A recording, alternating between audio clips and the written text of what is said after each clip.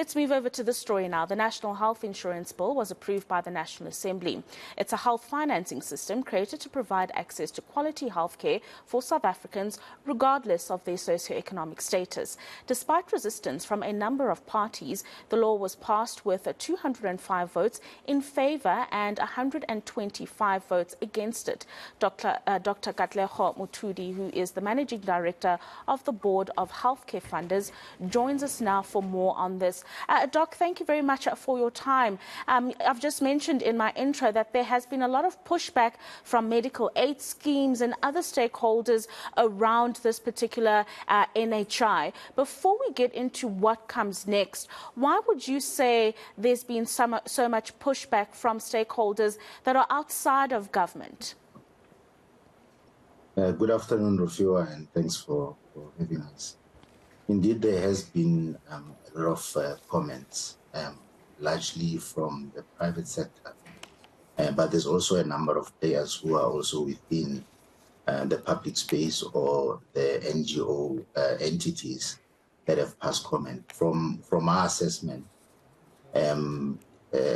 those that presented either at the Parliamentary Portfolio Committee or have been commenting, there were largely about 8 areas of concern.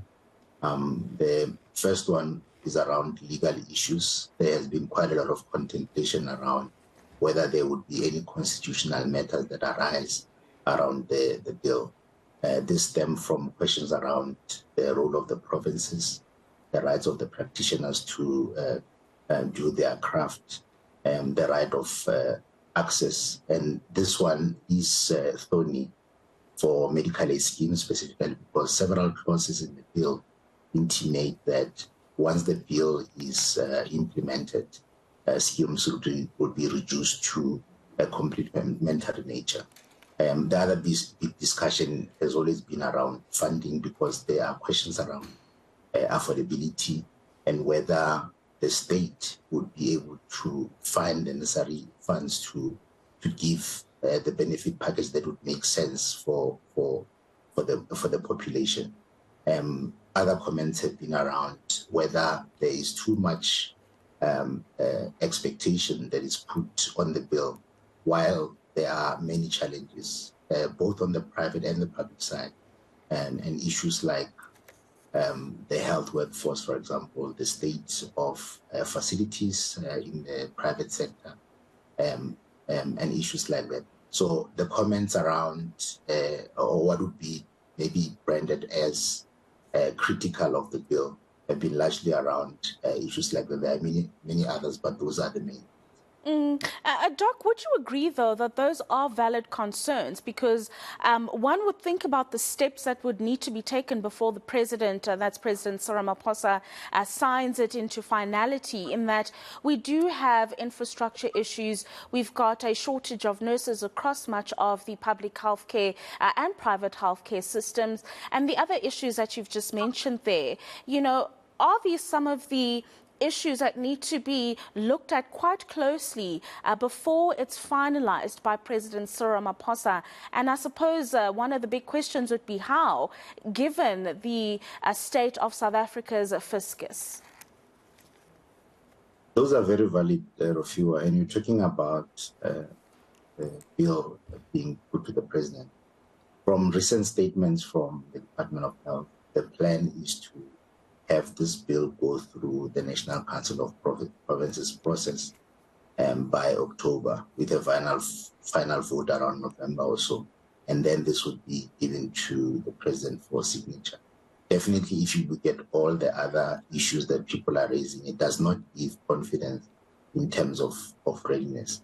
The other issue that we have been looking at was what the passage of the bill actually means to the status of our healthcare. And I think we've been maybe a bit narrow at times in our thinking when you look at what needs to happen, because the bill really just addresses the issue of financial arrangements. And that is the funding as well as purchasing.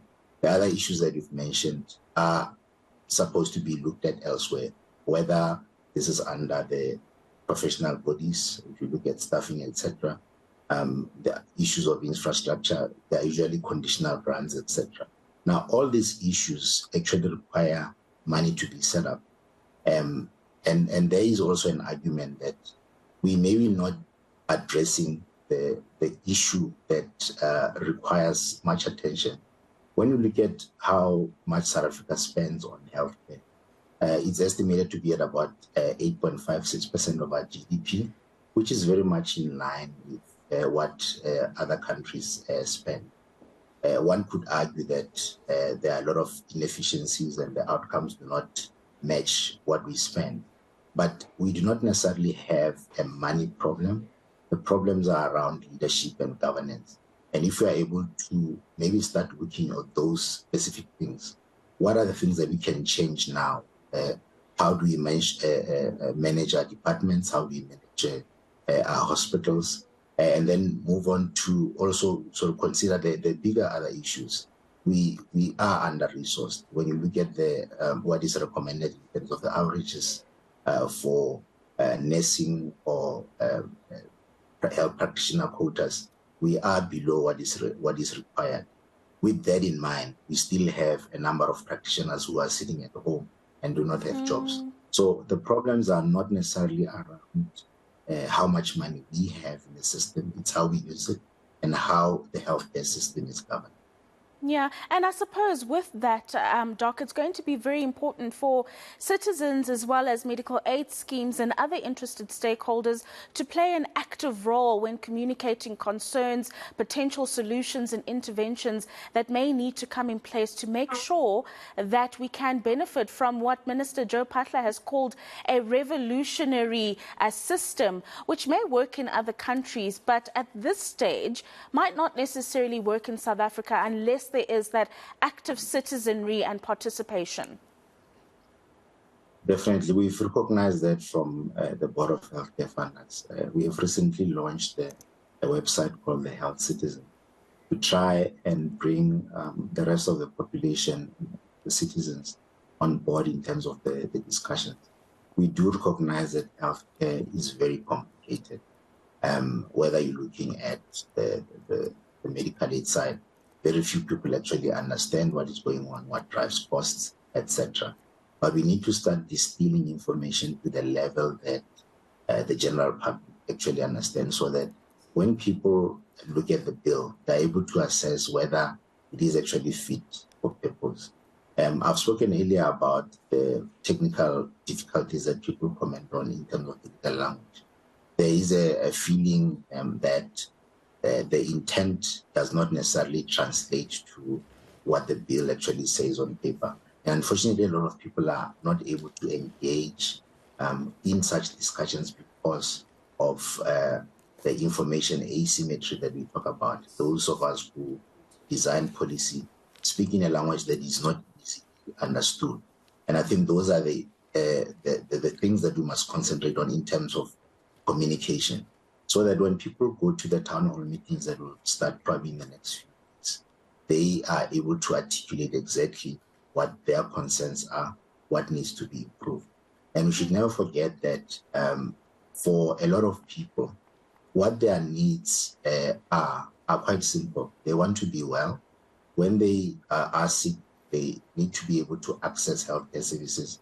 If they're admitted in hospital, they want to come out of the hospital alive and be able to go back to their jobs. So we need to be able to translate all the legalese and other technical terms into these outcomes that actually make sense to the population. Thank you very much for that update, Dr. Katlego Mothudi there. He is the Managing Director of the Board of Healthcare Funders, speaking about NHI, the challenges and the discussions that need to take place before President Cyril Ramaphosa inks his signature and finalizes that particular bill.